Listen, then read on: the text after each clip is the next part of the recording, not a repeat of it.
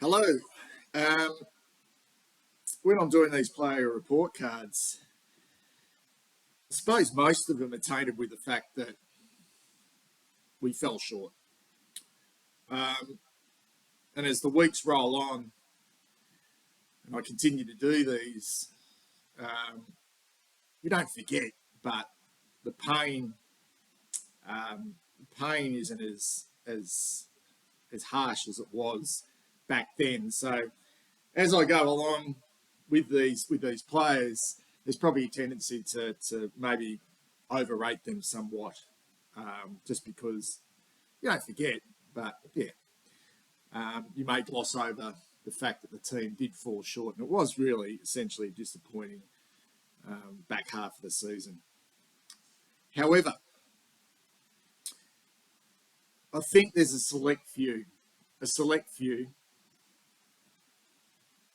individuals at our football club who went above and beyond, and did everything in their power, who dug deeper than you could ever think possible to get us there, to get us to our first final since 2013. And one of those players was Sam Docherty. I just shake my head at Sam Docherty's season. I just can't believe it. Really, I just can't believe that an individual who's been through what he's been through is able to put in that. Just remarkable. 28 years of age, 29 on the 17th of October. So he's still young. Still young. Missed so much football, really. You know, he probably should be up around the 200 game mark, really. Missed so much footy across his 11 seasons. But when he's there and when he's been available, he puts together high quality, super consistent seasons. 22 games this year, every game span now, 0-13 at the Lions, and came to us 16-19, 22-22. 0-0 knee reconstructions, cancer, 16-14 last year. We knew what happened to Doc. And then come back and play 22 this year. Defender who went into the midfield in the last two games. I'll get to that later, but gee, didn't he perform well in those final two games as a midfielder? I suppose a hybrid midfielder, really, one that could do a little bit of both, inside and outside.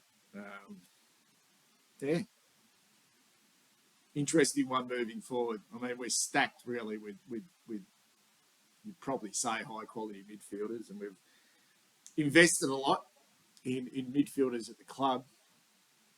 So I can't see him remaining there next year. Just have to wait and see. Contract 223, come out of contract next year, but yeah, he's not going anywhere. He's a Blue for life, and we're just fucking lucky that we've got him at our club. Simple as that. What will it be moving forward? Is it 1 year extensions? I don't think so. I think they'll reward him with a 2 or 3 year contract, and then we'll see from there. But I think he's still got a lot of quality football in front of him. I love the season snapshot. I was just going to go on what he did, throughout this year, but you have to go back to last year with Doc when you talk about his season snapshot, because we knew what happened last year. He played the first 14 games or whatever it was, and then had the cancer diagnosis again, and went through all that, all that chemo. And then on the 6th of December, he made his first appearance at pre-season training, or what we thought was his first appearance. He was back at the club. He looked skinny. He looked pale. He had a smile on his face, though. He had no hair, just completed 12 weeks of chemo. But he was out on the track. He wasn't doing any of the drills or anything. He just had a ball in his hand. He was spinning it around, and I think it just made us supporters, and I suppose, it would have made his teammates happy. But I don't know. It warmed the cockles of our heart to see him there. And at not one point on the 6th of December last year did we think he'd be playing footy this year. Well, yeah, if all went well, we were hoping we'd see him sometime in 222. But I suppose playing was, that was all. It's just going to be a bit of a bonus, really. We're just so happy to see him, back at the club and completed his chemo. Then on Feb the 21, and I've been to a couple of the open training sessions, so I had seen Doc doing a lot of running with the rehab groups, and I'm talking high intensity running. He joined in some of the skill work, none of the match sim, but he joined in the skill work and then do running away from the group, and he was flying. He put weight on, and he looked good. And on the 21st of February, the club were talking about a remarkable early season return. But even at that stage, early season return, we were thinking maybe round 4, round 5, at best, some games in the VFL. He'd started to really ramp up his training, and then on March the 3rd, he didn't play the practice game against St Kilda, obviously. He didn't play the community series game against Melbourne. But he played his first official game back in a VFL practice match against Casey at Icon Park, and he had 38 touches. Bang. Huge. Excuse me. Let me have a drink of water. And then,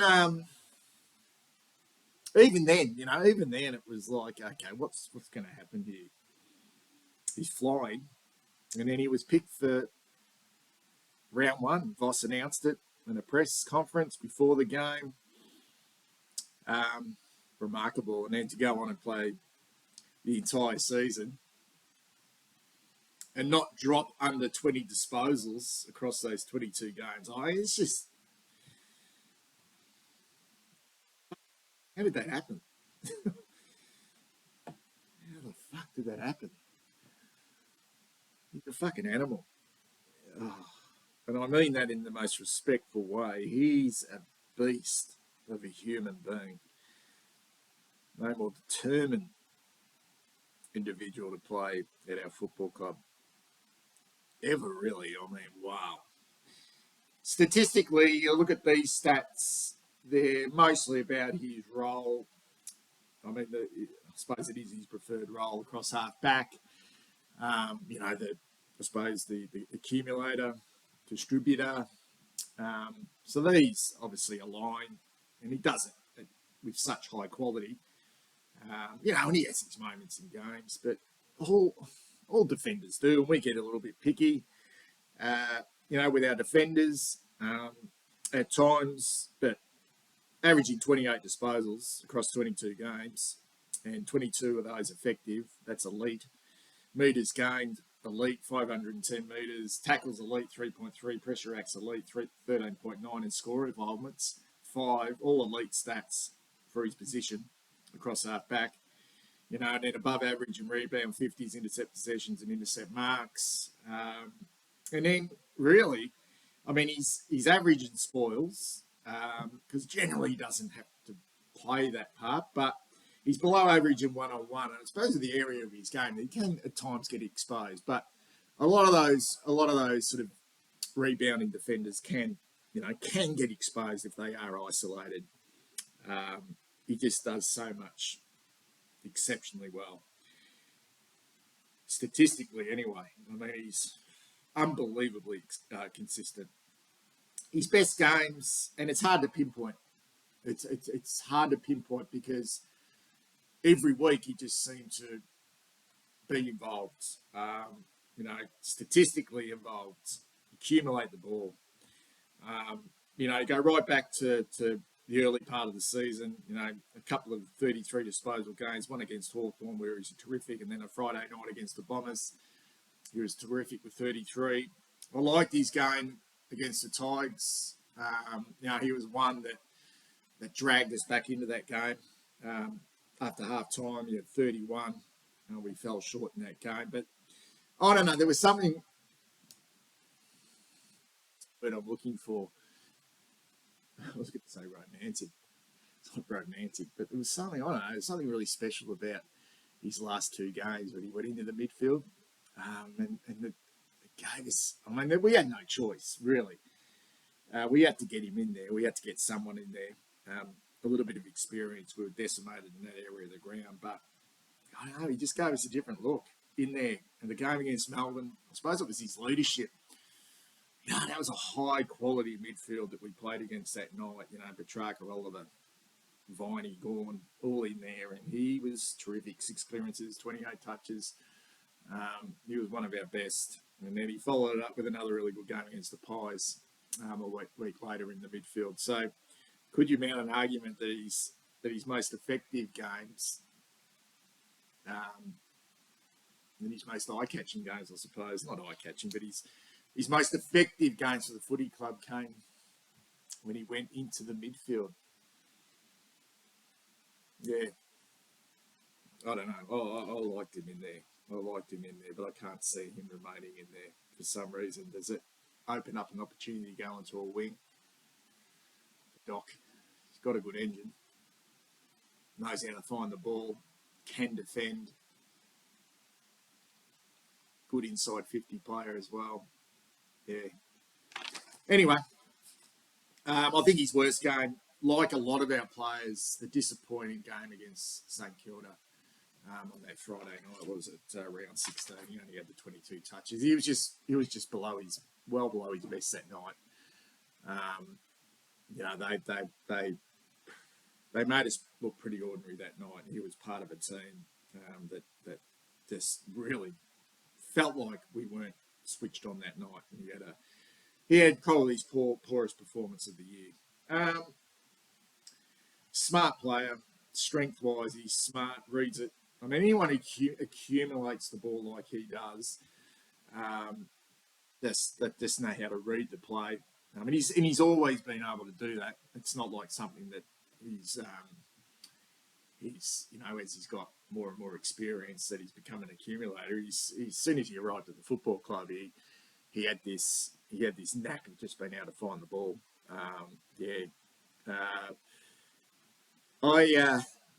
I can't remember, and I'm not talking about the adversities I've faced off the field to get back on it. That's a separate issue. I've already touched on that, but on field, I can't remember a braver and more courageous footballer than Sam Docherty. The amount of times he puts his body on the line, it's an old-fashioned body on the line with Sam Docherty. It's going against the flight of the ball and getting cleaned up. We saw it in the game against Sydney where he got cleaned up by Josh Kennedy. And how many times have we seen that across his career? But how many times have we seen that this year? We just no respect for his own well-being out on the football field. This must be inspirational to play alongside him and see that. So team-orientated, you do that. That's one of your strengths. You're just team-orientated. It's never been about Sam Docherty, and we can see that. It's never been about him. I think that he's just so humble and ball in his hand. He's a meters game type player. He can kick long. I wouldn't say he's a super kick, but he is a meters game player because he just wins it so much. I'm being picky here with weaknesses. One-on-one, when he's caught out defensively in the air, sometimes on the deck, he can get exposed defensively. But that's been picky. He has been, at times, I think I think when he did come back from his knee recos and he, he didn't quite get back to obviously his All-Australian best, and he was getting exposed, with his work, his one-on work defensively. I think that has improved, or definitely improved this year. And that probably is on the back of it just having a little bit better structure and system in our back six. Just trusting each other. He doesn't seem to get exposed as much. One word: inspirational. I can't think of any other word other than inspirational. Sam Docherty. Love him. Love everything about him. Rating, super consistent, plays at a high level, week in, week out. He's just a constant. In fact, that should have been the one word: constant. Yeah. Anyway, I'll give him a 9 out of 10. Now I'm literally gobsmacked at how he didn't at least make the squad of 44 for the All-Australian, but yeah, who really cares? Great year, Sam Docherty. Tell me what you think about the year of Sam Docherty. Is 9 out of 10 too low? Did he deserve more than that, considering what he went through, based on the year? From a playing point of view, though, I think 9 out of 10 on par with Cripper.